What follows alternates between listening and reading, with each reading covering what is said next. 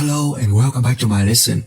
You might heard about the Trendline method and trading with the Trendline or follow the Trendline, but you still don't know about the Trendline. So therefore in this lesson, I will compare the supply-demand methods with the Trendline methods. Which one is better? So let's get started.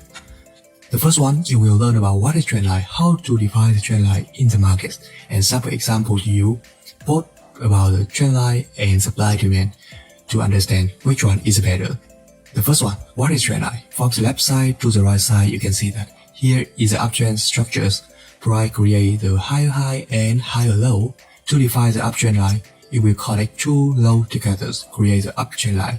And in case of the downtrend structures, you will need to connect two high together, create the downtrend line. And how to trading with this? And for example, in the uptrend market, and the first method to trading with the trend line is trading follow the trend. It means that at this time you already define the uptrend line and you need to wait price come back into the uptrend line. And at this pullback, you need to see either any of the buy signals, candle pattern or the price pattern, support for the buy orders to entry into the market.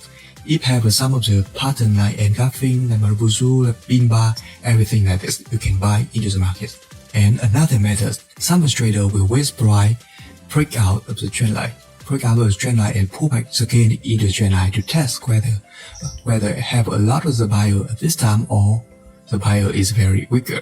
How to define it? You need to see very clearly about the pullback way.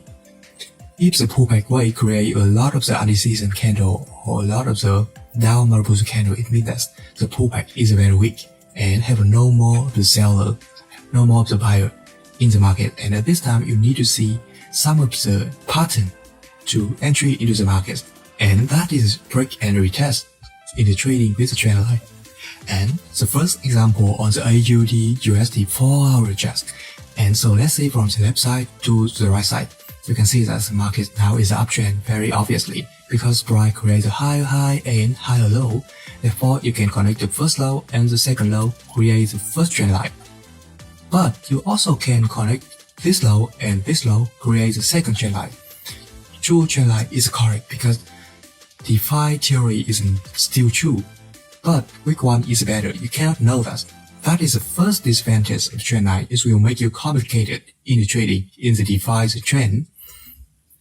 And if you trade with the first trend line, at this time you need price pull back until the first trend line.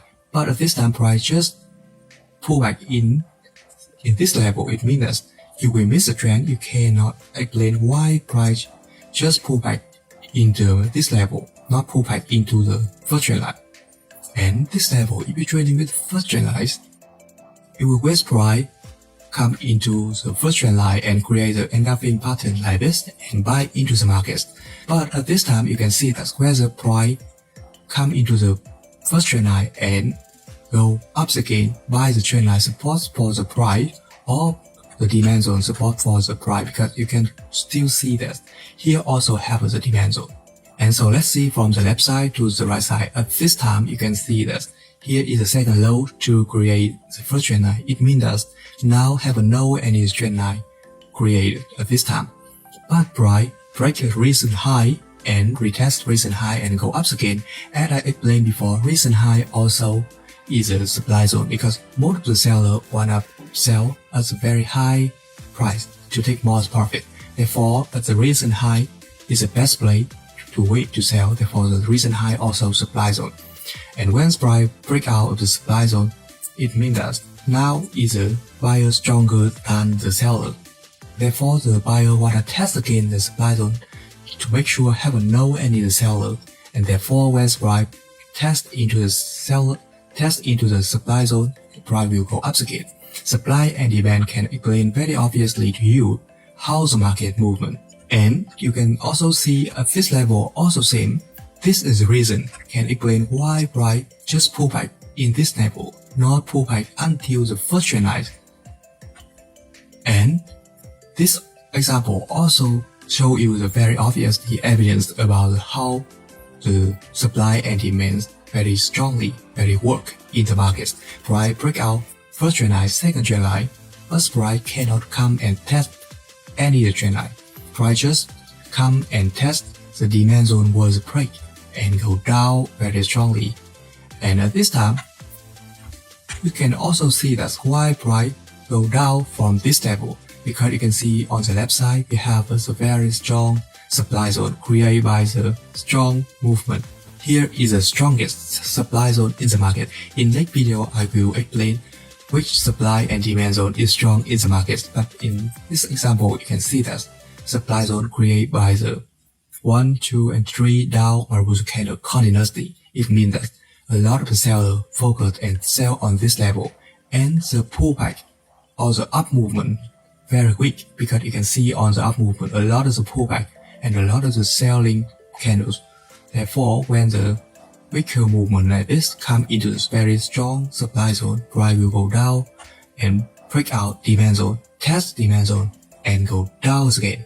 Therefore, if you trading with the trend line, you will miss the trend. You cannot understand about the behind of the market, why the market have the movement like this. But the supply and demand can explain to you too, very obviously.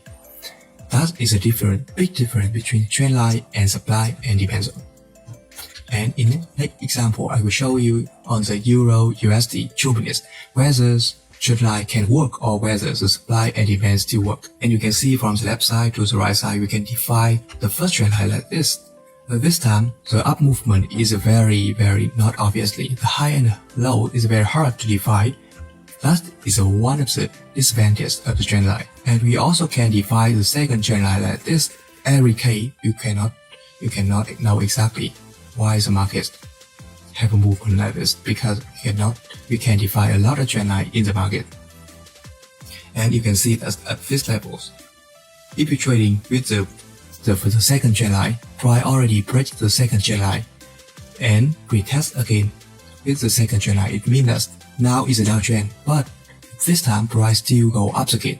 It means that the second trend line is not correct. But price already come into the second trend line and go up again. Why the movement go like this? Because the second trend line is still work in some of the case on the left side. But when the breakout, the price did not go down sharply. It still go up again. And you can see that obviously that at this time, here is the demand zone. Therefore, when price go into the demand zone, price will go up again. Very obviously, which one is better? And you can see that's why price have the test into the first trend line, because when price go up above of the supply zone, price come and test supply zone, not test the trend. The trend have no meaning for this case. The trend is a mess with the supply zone. Therefore, suppose the case the trend line is correct. The trend have no meaning for the market movement. And totally, after 2 examples, and you can see very obviously that supply and demand zone is the best method in the trading. Can help you to develop the trading, can define which play is the best play to take profit, to entry, to trailing stock. Trend line have no any meaning in the market. Of course, you can compare the trend line and the supply and demand, but that's not necessarily. You only use the demand zone, supply zone combined with the candlestick, candle pattern. That's enough to be profitable, to become to the professional traders. And that's all about the lesson today. Thank you very much and see you next lesson.